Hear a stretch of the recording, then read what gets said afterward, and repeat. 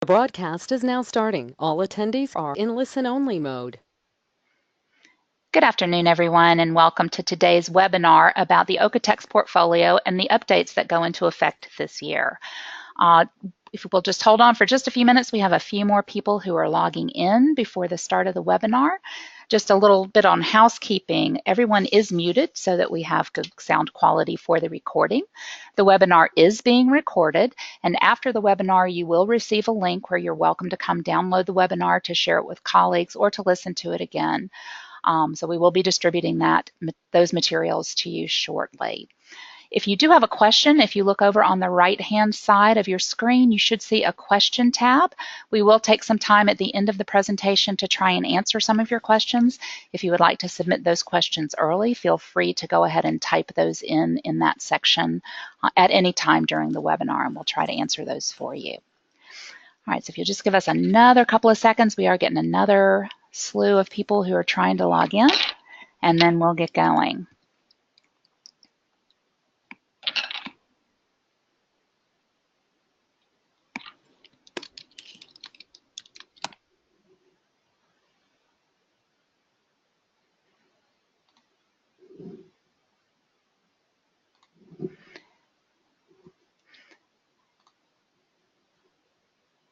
All right, Karen, are you there? Ben, are you there? I'm here. All right, wonderful. All right, hold on just a second. We've got somebody trying to get in here real quick, and then we'll get going. I'm back. Oh, good. Okay, great. All right, well, then I'm going to go ahead and let things get rolling here. Again, for those of you that have just joined us, everyone has been muted. If you are interested in receiving a copy of the recording of this webinar, we will make that available to you this week a little bit later. And if you have a question for our Q&A session at the end of the session, please do use that question function that you'll see over on the right-hand side of your screen. And you're welcome to type in a question there for us to get into the queue for those questions that we'll be able to accommodate at the end. I'm going to turn this over right now to my colleague Karen and let her introduce today's presenter, Ben Mead. Good afternoon, everyone. It's my pleasure to introduce Ben Mead. Ben represents OEKO-TEX in North America. Prior to joining OEKO-TEX, Ben consulted with a variety of brands and industry associations, including Textile Exchange and AFIRM, AFIRM, with the goal of increasing industry engagement in green chemistry and sustainable textile processing. Ben started his career working for Nike, where he helped develop a restricted substances program and was involved in sustainable materials and water programs. Ben has degrees in chemistry and textile chemistry from North Carolina State University. Go Wolfpack. Today, Ben will review the 2018 updates to the OEKO-TEX guidelines for their testing, certification, and labeling programs. Welcome, Ben. Thanks for the introduction, Karen. Yeah, we're excited to be here today representing the OEKO-TEX Association. And really to just want to say thanks for everybody for joining us. We're excited to introduce all the attendees to the updates that have been made to the standards and the different tools from OEKO-TEX. And hopefully, even if people are kind of new to the portfolio, kind of get an idea of how the kind of ecosystem of OEKO-TEX works and just become a little bit more familiar today. So all of the main information that we're going to share today is also available through the OEKO-TEX website. There's been some press releases and summaries of some of those changes as well, but we find from the past that it's also very helpful to just take the time to talk through them, and so that's what we're going to do today. And then hopefully everybody that's also tuning in later as the recordings and the PDFs go out will find the information valuable as well. So just before we get started, as usual, the changes that have been introduced by OEKO-TEX this year across the standards will go into effect on the 1st of April. So even though they've been announced, renewals and new certifications are going to be actively taking on these changes starting April 1st. And so that's one of the positive things about the OEKO-TEX Association. Once you have the certification, as long as you are renewing, then you know that you're automatically up to date in the next year with the new certification. So, or the new requirements of the certification. So with that, let's move straight into the agenda for today. And so in recent years, the OEKO-TEX Association has introduced some new tools into the portfolio. Last year, we celebrated the 25th anniversary of the standard 100 by OEKO-TEX, but we also introduced then the leather standard as well as EcoPassport to really then to complete the full range of certifications and services from raw material inputs all the way through the consumer labeling. So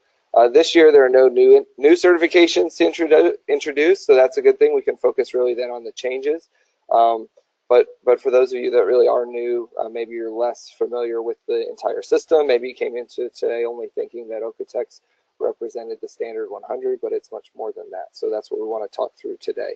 There are certifications, and in that case, all the way through from chemical manufacturers, chemical suppliers, through facilities, and then ultimately certifications for products as well. So although we are, interested in, and many people are kind of joining today to understand the changes to the standard 100, we also want to talk through some of the other changes that have happened to the other standards, because just like the standard 100, each of these standards has a technical review committee that meets throughout the year and kind of surveys the landscape of what's happening in the industry, what we're learning through research projects, and implements those into the changes for the new standards. So really the utilization that we find for most people is that when you use multiple OEKO-TEX standards, it really enables the application of a really comprehensive chemicals management system across the supply chain. And then of course within some of the certifications like STEP, you also then are introducing even further quality management system or environmental management system, and even all the way through to social compliance. So we'll talk through some of that as we go today. So starting at the beginning, really to try and share in a logical way, we want to start with the EcoPassport on the input side of things.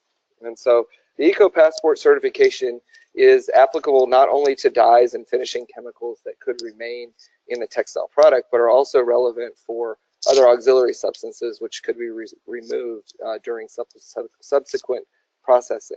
The EcoPassport certification really is designed as a tool not only for chemical producers and sellers to communicate that their product is meeting the expectations of their customers, but also as a tool for mills and factories to choose already approved chemistries. And it could be used then also as a specification tool for brands or retailers. So maybe you don't want to tell your mill partner exactly what to do, but you still want them to meet a specific requirement around chemicals that are used in facilities or chemicals that are found on products. And so that's how EcoPassport can be used there.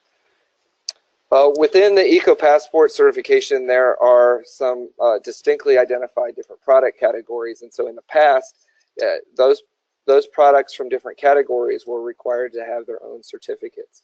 With the update this year, we go from a system where a single certificate could only hold one product from one category to being able to contain 5 products when it crosses over distinct categories. So what that means is that we're ultimately reducing for the user of the certificate the licensing costs. And so as the products are going across different categories and are still unique in their function and how they're used and where the products may end up, the testing requirements are not going to be affected by this change, but we do expect that in some cases where people are certifying more products, that they will see a reduction in the licensing fee costs. So that's a good thing for everybody. Also effective April 1st, these new certifications and the renewed certifications and certificates will also include a few new chemicals. So talk a little bit more in detail about some of these substances when we come to the changes for standard 100, because the substances and the limits within EcoPassport are really designed to support the certifications according to both STEP and to standard 100. So you'll see the substances listed on the slide here. So the substances listed in bold red are new substances in 2018, so aniline, bisphenol A, and also some additional substances within the alkyl phenols groups. Additionally, we also have some further restriction of the limit values, so tightening up of limit values there on some already restricted substances. Those changes are shown in the categories in bold black.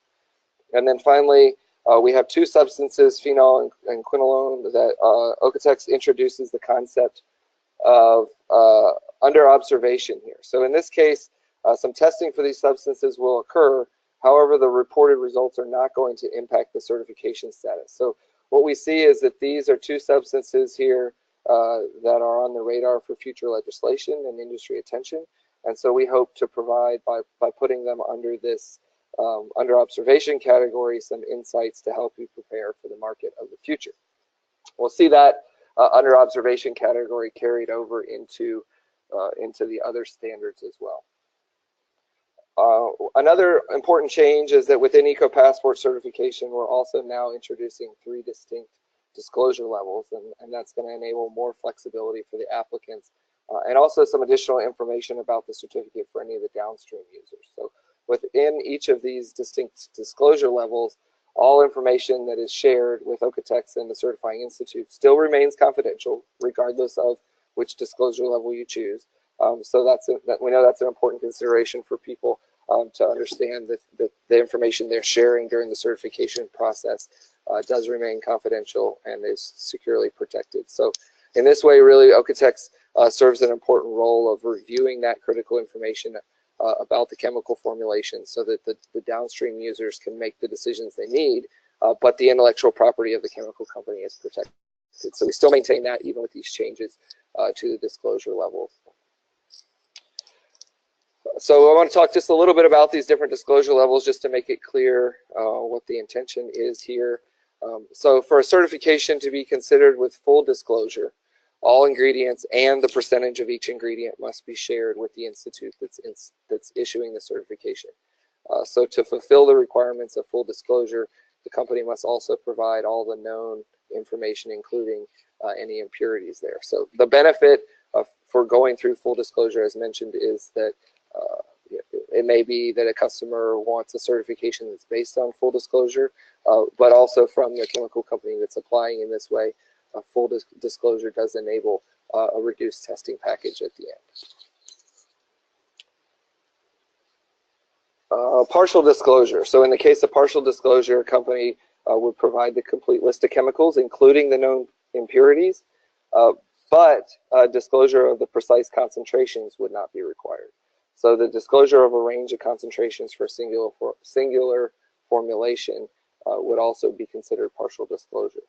And logically, the partial disclosure will have more testing requirements than full disclosure, but less than the minimal disclosure case that we're going to talk about next here. In the case of this minimal disclosure, a company would be required to disclose really only the hazardous chemicals, hazardous substances, which can be done through the use of the mandatory presentation of the GHS or NCLP compliant safety data sheets that's required to be submitted during the application process. And then the presentation, but the presentation of those safety data sheets is also required for all 3 disclosure levels. The companies applying for EcoPassport certification according to the minimal disclosure requirements should expect the highest level of testing and therefore the highest level of cost. So the testing parameters will be identified by the certifying institute after review of the provided information in the application packet. So regarding chemical function, use, and fate. I mean, that's, I would say, the #1 question that we deal with all the time is people wanting to know upfront what's the cost going to be. And because in each of these certifications, the costing really is done on a custom basis depending on the products, the number of products, the applications, the crossover between different formulations, and so on. So that unfortunately is not something that anybody can really give a precise information to until the actual application is reviewed.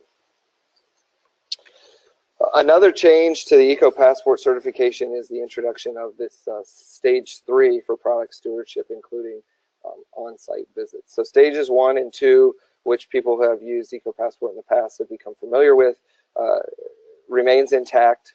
So in stage 1, the list screening of all disclosed chemicals is completed really as a cost-effective compliance evaluation. And then in stage 2, this is where the testing is completed, and we're really in that case focusing on really trying hard to ensure that no unwanted impurities or side products are present.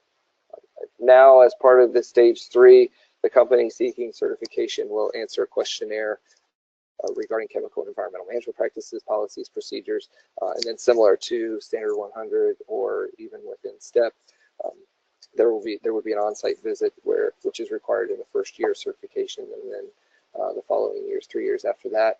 And so really what we're doing there is then making sure that that product stewardship and the key environmental factors that would be happening at the chemical production site are in place as necessary. So with the addition of the product stewardship and that on-site visit, the ECO-Passport by OEKO-TEX is going to further align with the goals of the ZDHC, so Zero Discharge of Hazardous Chemicals Initiative, and it's going to enable ECO-Passport to continue in the direction of it as an indicator of conformity with the MRSL of ZDHC. So upon approval of companies that have certification according to ECO-Passport, they can, of course, have their products listed in the OEKO-TEX buying guide, which we'll talk about at the end.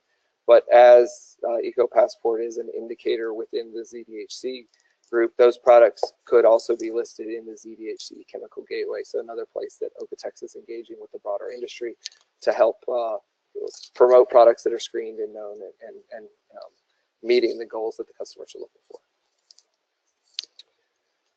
So with that, we leave ECO-Passport. We want to move to the next stage here, which is really, as we've kind of identified it here in our mapping, the process control at the processing facility level. And so within the OEKO-TEX portfolio, the process control area includes both certifications for STEP and the service of DETOX to Zero.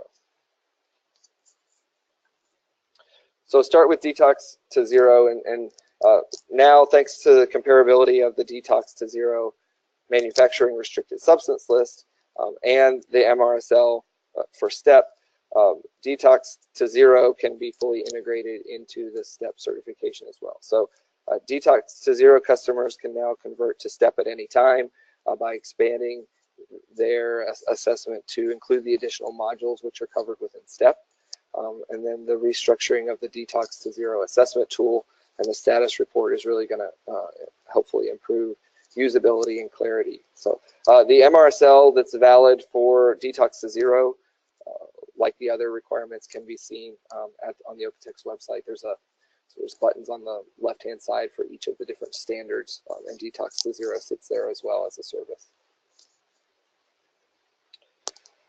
So moving on to STEP. Just to bring everybody up to speed, if you're not familiar with it, STEP by OEKO-TEX is a transparent process certification for environmentally friendly and socially responsible production facilities along the textile chain. So STEP certification is achieved through an application process followed by a self-assessment and a site visit by the certifying institute. The scope of the STEP self-assessments this year is being reduced by condensing the questionnaire by about 17%.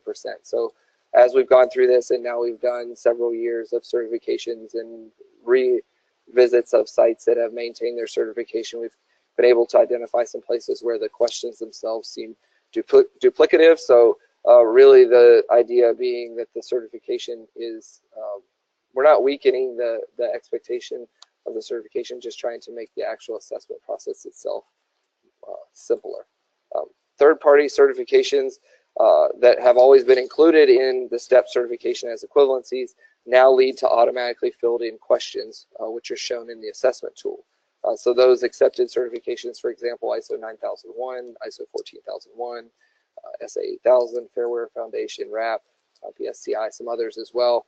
In the past, equivalent certifications would be recognized in the site visit portion, so utilized in a way that could reduce the amount of time that was required for the site visit.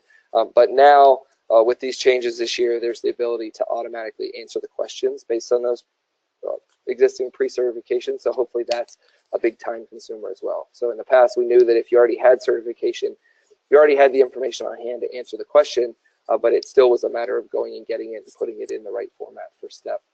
So now, presenting those certifications can pre-answer those questions and hopefully make that process easier for you. Meanwhile, another change within STEP this year, the number of questions that are considered exclusion criteria, so the most critical questions, has increased from 88 to 91. So each STEP applicant is required to answer these exclusion question criteria positively to achieve certification, regardless of what the final level is. So in order to have any level of STEP certification, you must be able to positively answer these now 91 exclusion criteria questions. There's a couple other changes to note. The MRSL in the STEP standard, as we mentioned, now includes the DETOX to Zero, and then some changes within the wastewater parameters, particularly for octophenol, that's been reduced based on some data from the past audits and the survey of the industry. So that's a change that people would want to take note of if they're looking into STEP as well. As we mentioned, we have this integration with DETOX to Zero along with the STEP certification. So now what we have is the ability for a company to issue a STEP certificate and the DETOX to Zero status report at the same time. So when the one thing we would expect and we wanted to note for people is that when STEP is completed along with this DETOX to Zero, we do expect that that's going to add a little bit of time to the audit side, so maybe 1 to 2 man days in there as well. So now we move to the portion where I think maybe most people have become familiar with OEKO-TEX through the standard 100 and the leather standard, and then made in green, where we're talking about output control and really, focusing on the product-focused certifications and labeling. So the standard 100 as the original certification of the OEKO-TEX Association, as we mentioned, most people are probably familiar with the objectives. What we wanted to rehash that just a bit here.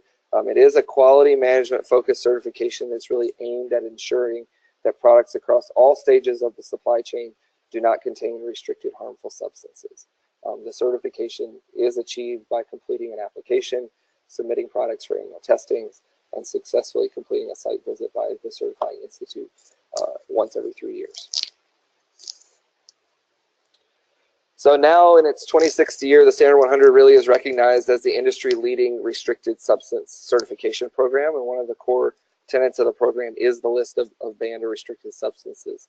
So while many of the substances on the list have been on the list in previous years, again, we have the same formatting as within EcoPassport that you can see in bold red. New parameters that were added this year. In bold black, you see the parameters where the limit values have changed. And in light red, we have the substances which are under observation again.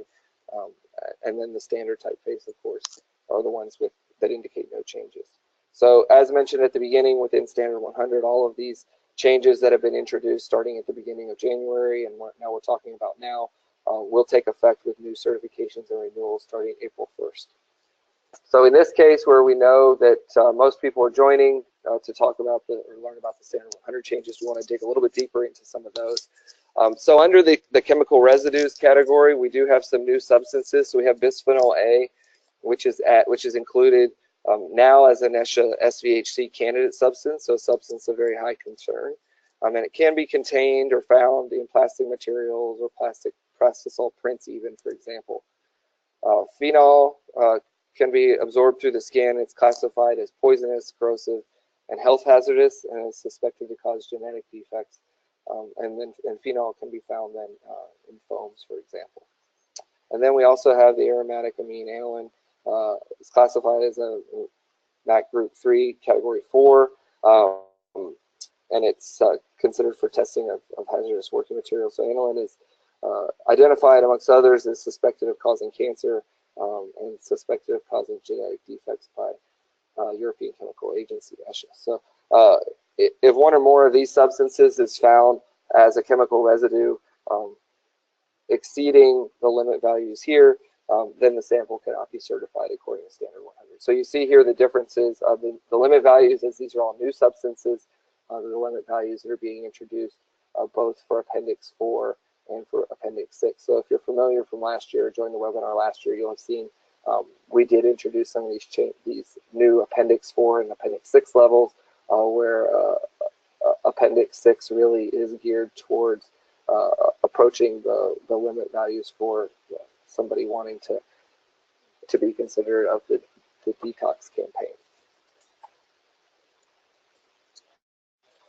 The next category, we have some additional substances added to the surface and wetting agents group here. So heptophenol and penylphenol are added here. So both of these have been added as substances of very high concern in the ESHA candidate list as well. So these wetting agents really can be found in a variety of different materials, from dispersing agents to cleaning agents to printing pastes, epoxy resins even. And so what we have is that the limit values that have been in place for alkyl phenols in the past, less than 10 milligrams per kilogram, is not changing. We are specifically through the testing going to be assessing against these two substances in the addition of the previous octyl and nonal substances that were addressed. So we only have changes here to the alkyl phenol components, no changes to the alkyl phenol ethoxylates.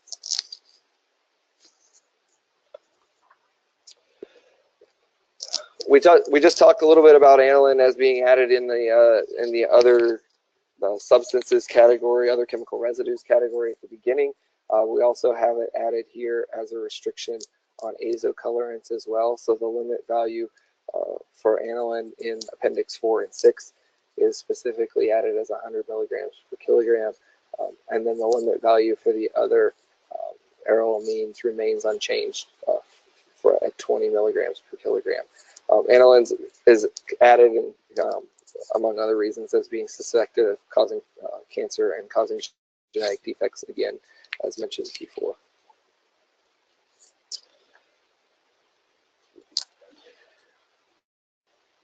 Here we have a change in the limit value for ortho-phenylphenol. It's lowered for all product classes. So in Appendix 4 of the Standard 100, the limit value is now going to be 10 milligrams per kilogram. And then for product classes 2 through 4, so it moves to 25 milligrams per kilogram. So more restrictive here for product class 1, which is the baby category, and then product class 2, which is the next most stringent, is for adult products with direct skin contact. So adult products with direct skin contact. Also product class 3, where we have the non-direct skin contact, and then product class 4, which is more for decoration material. And then also you see the limit value for Appendix 6 of 10 milligrams per kilogram. So that limit value for Appendix 6 applies across all 4 product categories.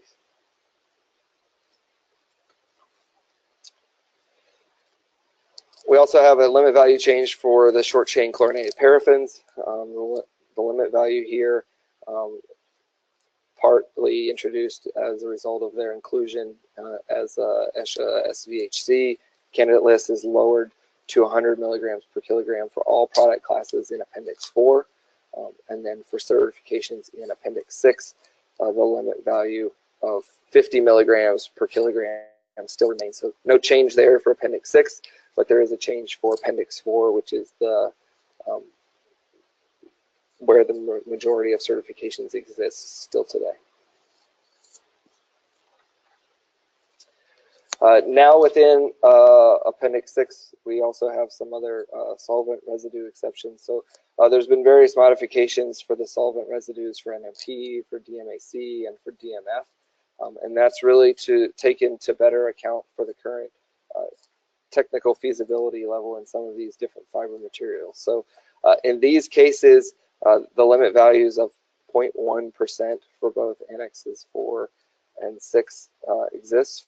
For other materials in Annex 4, the limit value is also 0.1% with exceptions for materials that will be further processed under hot conditions to allow 3% at the intermediate stage. So in those cases where an exception is allowed for an intermediate material, as that certificate is used upstream and after the processing has occurred, the testing would still be required to still ensure that it meets these compliance limit values of 0.1. And then similarly, for materials according to Annex 6, the limit value of 0.05% exists for exceptions with materials that will be further processed under those hot conditions. But in Annex 6, we have the limit value, the exceptional limit value of 1.5%.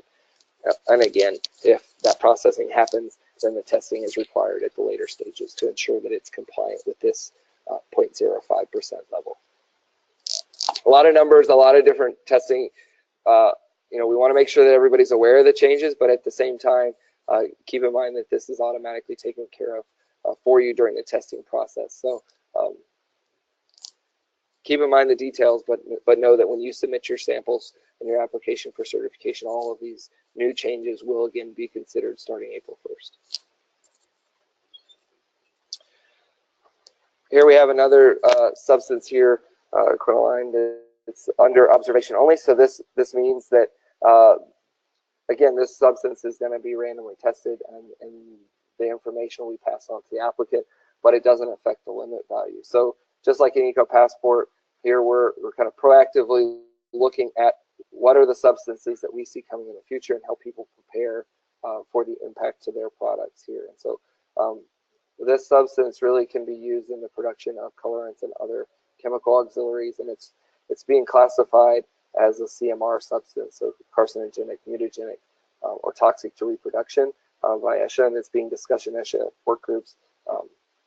So that's where we see a potential trend coming here, that this could be a substance of legislative concern in the future, and so we want to start to gather some information on this. We also have a change in the requirement for wash fastness. This is increased in product class 1 from the previous grade of 3 to a grade of 3.4. The benefit in doing that, it may not seem like a major change to a lot of people, but it's possible now to confirm the Chinese requirements for GB 18401 on the OEKO-TEX certificate. So it's not going to take care of your labeling requirements on products. You still, as a company, still have those requirements to do the labeling, but at least then the testing that's being done through your OEKO-TEX certification can be value in assuring that you are meeting those requirements. And so there are other requirements, of course, with the GB 18401 standard, including pH, formaldehyde, band azocolor, smell, and the different color facets. So we're helping here in this case to enable the information to be shared about a labeling requirement outside of the OEKO-TEX certification. One other interesting change here is that products which are claimed, meaning that they're identified within the scope description on your certificate as either organic or biocotton, depending on the region, if that description describes cotton that's covered by your certification. Now you're going to be required to do genetically modified organism testing during the certification stage. So this is not testing that's going to be applied to all cotton. It's only in the cases where this labeling on the certificate of organic cotton within the certification is claimed. So here, helping to further support the due diligence on the scope description.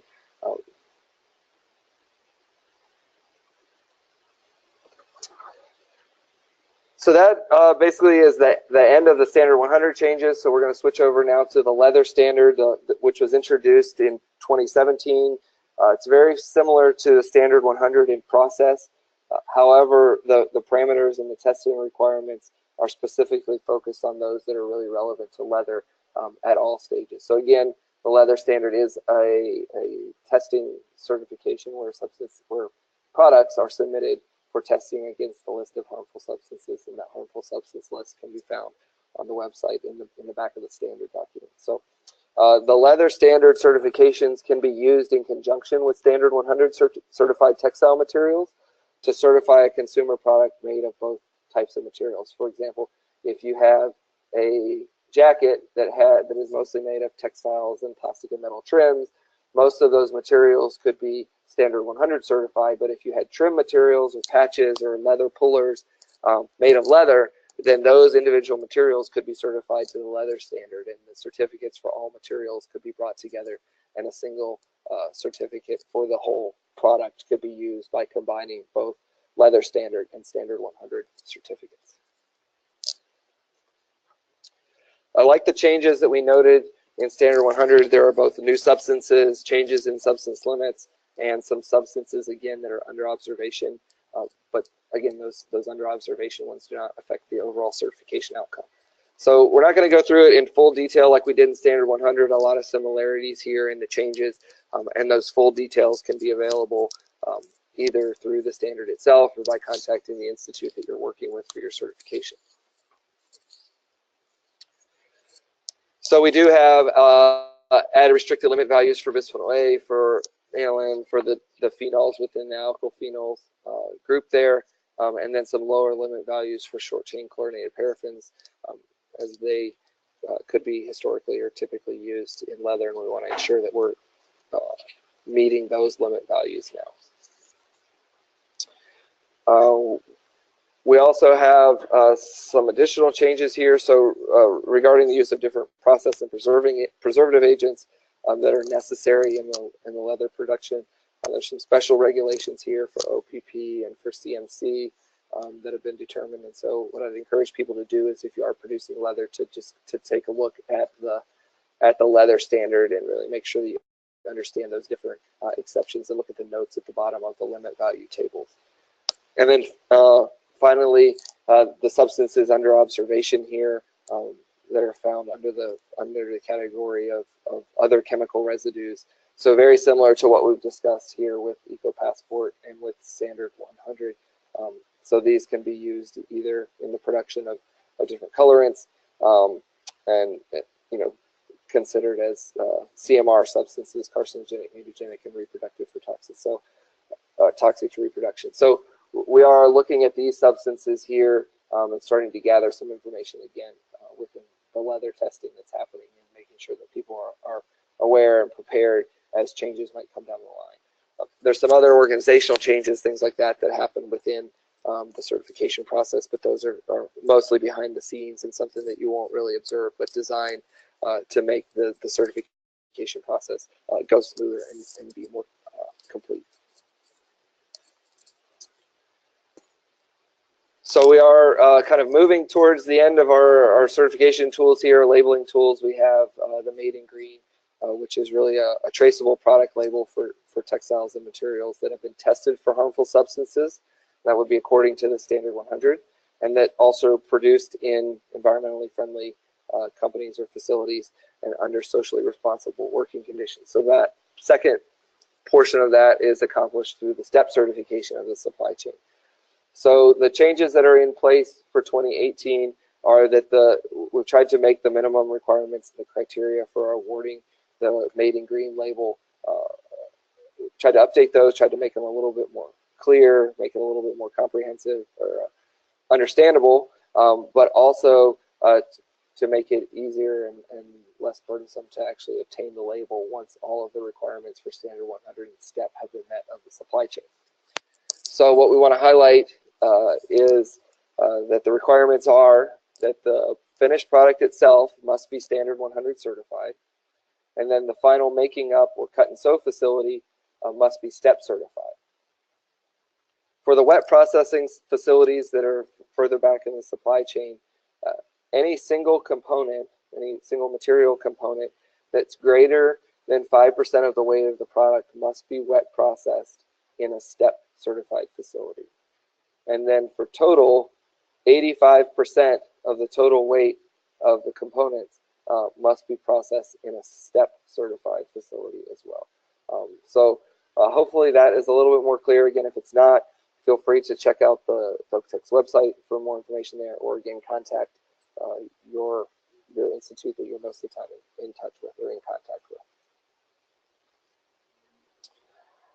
And as we get to the right-hand side of our ecosystem here, we want to talk just a little bit about the supply chain management tool that OEKO-TEX has, which is the MyStep system.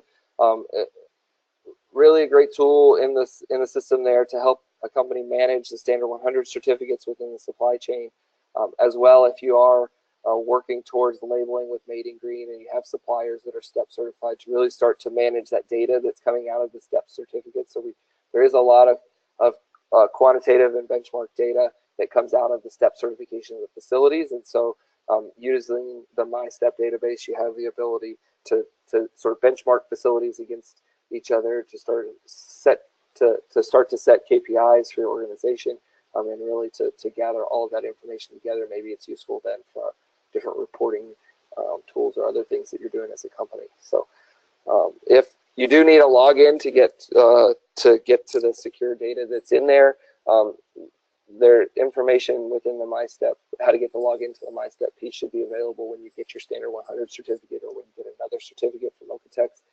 But you can also always contact the institute to get the login information. And then finally, I want to talk just a little bit about the buying guide. So in my opinion, this is, or from my experience, this is one of the biggest missed opportunities that we see within the companies that achieve certification through OEKO-TEX, is the use of the buying guide. So it is a free and open a tool that allows the certified companies to promote the certifications, products that are covered by the certificates, and then also provide background information about the company and those products. So all certification and labels from OEKO-TEX, including Eco Passport, Stand 100, STEP, Made in Green, all can be promoted through the buying guide.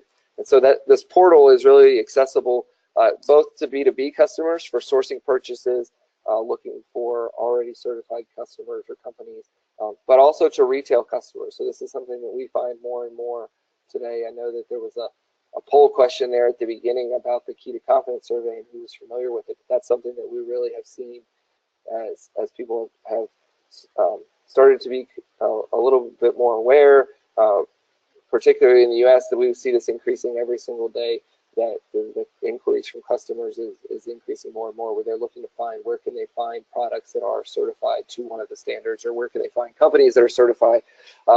So that's an area where we want to make sure that people are aware of how to do that and how to get your products updated in there, and how to update your profile in the buying guide. So with each product certification, the basic information about contact information, company name, phone number, email, stuff that's provided in the application is provided there, but no upgraded information is automatically put in there. That is really the responsibility of the company holding the certification to go in there. And so we really encourage everybody to take the opportunity to promote yourselves there, because people are looking there. Companies are looking for partners there, and consumers are looking for certified products there as well. And again, if you don't have the login information, your certifying institute can help you to find that as well. So with that, that kind of wraps up what we identified as being important to share today. Again, encourage everybody, if you are doing certification, to look at the standard documents on the OEKO-TEX website, and of course get in touch with your local institute to help with the specifics about your product or about your needs. So Karen, I don't know if or Trish, if we've had questions, if there's something that we should address here, if we have a few more minutes. Sure. Actually, thank you very much, Ben. That was a wonderful presentation. And just again, for everyone online, we will be sending you a link to the full recording of this webinar. So you will be getting that in the next day or two if you want to share it with colleagues or listen to it again. Yeah, Ben, we did get a couple of questions, so let me see if I can get these curated for you. A question about the STEP certification. You talked about the pre-populated certifications that are accepted under STEP. Is the Responsible Care Management System certification included in that you know? I don't think so. I think that we should go back and confirm for sure the list, because I just had a sample list that I was reading through there, or reciting off through there today. But I know it was not on there in the past, and I haven't heard anything that it's been included now. Okay. For the MyStep program, what supplier information is shared in that program when a company registers for it? Within MyStep, so you basically have the control of the information that you want to share. So it's based on a network relationship. So you establish a business, or reach out to a company that's listed in there and say, hey, we have a business relationship with you, and they accept your request. And then you guys have the ability to share the information back and forth. So nothing is really shared publicly through that MyStep space unless the company wants it to be shared. So like I said, the basic information that's available to the public through the certification process is really nothing more than company name and email address to get in contact with them, and phone number. But beyond that, it's really up to the company to share that information. Okay. When will there be more information available on the GMO testing for organic cotton that you mentioned? Yep, so some of the details, as we know that questions are coming in, should be available here in the next month. So as we noted, the plan is really to have those to be effective starting April 1st. So if you do have specific questions about the GMO testing, reach out to your institutes and kind of follow up with them, because some of those details are available. But others, as questions are coming in from customers who are familiar with it, some of it is the details have to be still provided. Okay. Can you talk at all about, Ben, if this is something you're aware of, how OEKO-TEX protects itself from counterfeit certificates in the global market? Yep. So every certificate that's available or that's issued has a unique certificate number. So the certificates themselves are valid for a year in the case of Eco-Passport or Standard 100. So each year a new application is issued. That certificate number remains the same, but on every certificate there is a test report number that is referenced to that. So that would change on a year-to-year basis. And so anybody that has a certificate number from a business partner or from product that they've bought in the market can go to the OEKO-TEX website and type that unique certificate number in and get a validation that it's still valid, it's not expired, and the scope description matches the product that you bought or the certificate that you have in your hand. And then during certification, so if I'm a brand or retailer and I'm certifying a product from a factory, and the factory is certifying products that are using pre-certified materials, when they go through their certification processes, even though, in the example of Standard 100, maybe retesting of all of those materials may not be necessary, we still require the companies to provide samples of the products and also the certificates of their pre-certified materials coming from suppliers. And so through those, then we lay our eyes on those certificates that are used upstream during those certification processes and validate, that they are authentic and that they're real certification. Okay.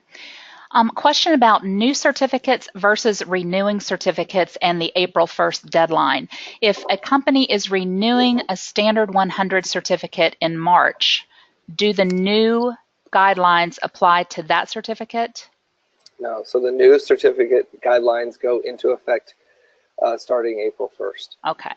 So if, for example, you wanted to have GMO testing done, and you wanted that on your scope, and you wanted that testing to be done just for the peace of mind to make sure that wherever you're buying the product from was validated, that's something you could work out with your institute. And if your certification is in March, we can work it out to do it a little bit later as well, just to make sure that we cover these new requirements, because we know in some cases that is a long gap if you have a customer that really wants to have the newest requirements covered.